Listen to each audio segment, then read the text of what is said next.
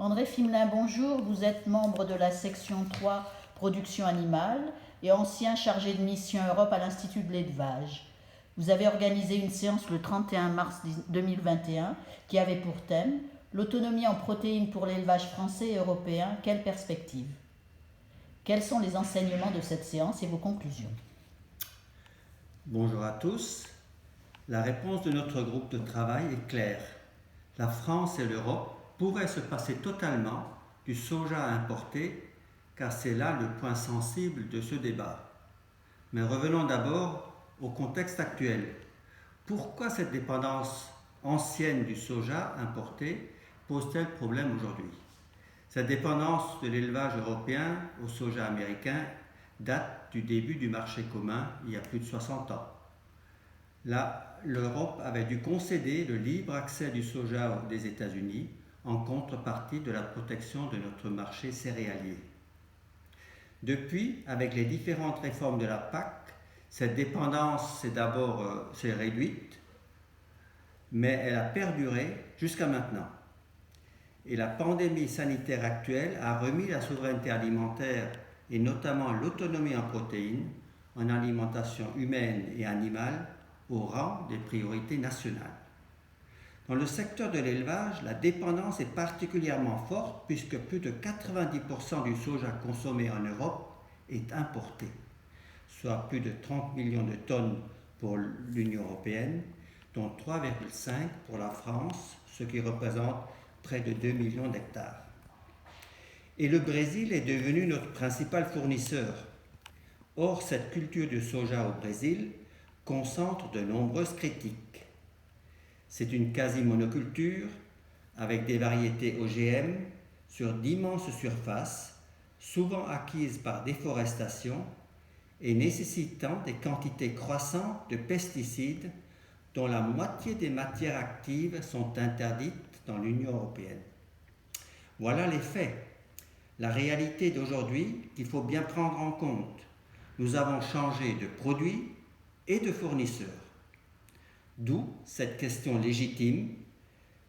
Pour faire face aux engagements pris par la France et l'Union européenne de lutter contre le changement climatique et contre la déforestation importée, mais aussi pour répondre à la demande croissante de nos consommateurs pour des produits animaux nourris sans soja OGM, l'élevage français et européen pourrait-il se passer du soja importé?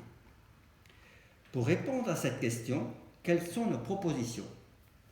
Notre groupe de travail a exploré deux voies pour un changement radical. D'abord, en réduisant de moitié l'ensilage de maïs dans la ration des vaches laitières, on pourrait supprimer le tourteau de soja sans pénaliser la production. Cette réduction du maïs fourrage peut être compensée par des prairies riches en légumineuses, chaque hectare de maïs étant remplacé par 1,4 hectare de prairies et 0,5 hectare de céréales. Donc plus de surface. Mais chaque hectare de maïs en moins permet d'économiser environ 1 hectare de soja importé et donc n'augmente pas les surfaces globales mobilisées pour le troupeau laitier.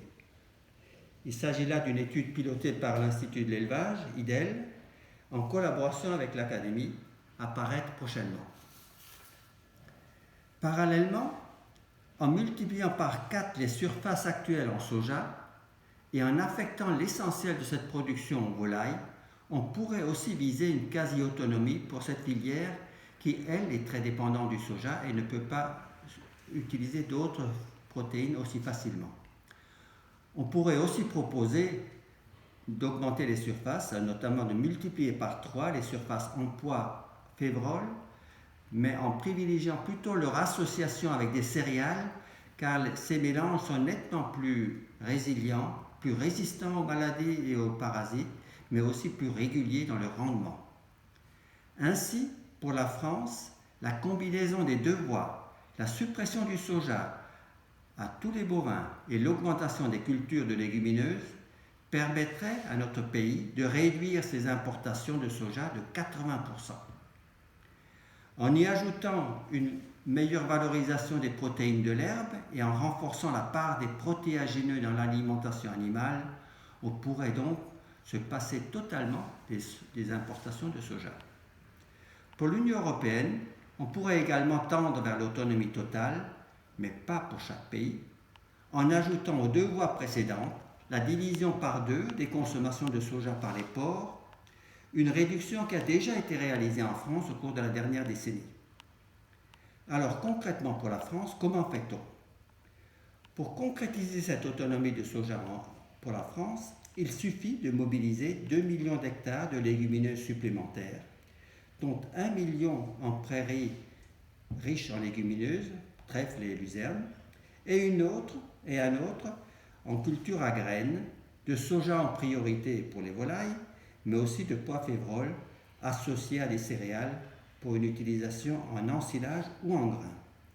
C'est simple et réalisable assez rapidement pour les producteurs. C'est hautement souhaitable pour nos consommateurs, comme pour l'environnement, la biodiversité, la lutte contre le changement climatique. Ce serait un formidable coup d'accélérateur pour la transition agroécologique, puisque la part des surfaces à légumineuses passerait de 6 à 18% des terres arables et par conséquent moins de monoculture de céréales et de maïs en silage. Le gouvernement français a déjà retenu l'autonomie en protéines parmi ses priorités du plan de relance. Il lui reste maintenant à réserver dans le plan stratégique national, donc lié à la PAC, une dotation suffisante combinant aide couplée et paiement pour services environnementaux pour inciter les agriculteurs et les éleveurs à intégrer ces nouvelles cultures clairement plus difficiles, plus risquées que le blé ou le maïs, mais incontournables pour une agriculture plus durable. La France, qui va présider l'Union européenne en 2022, pourrait ainsi montrer le chemin vers l'autonomie en protéines, étape emblématique de la souveraineté alimentaire.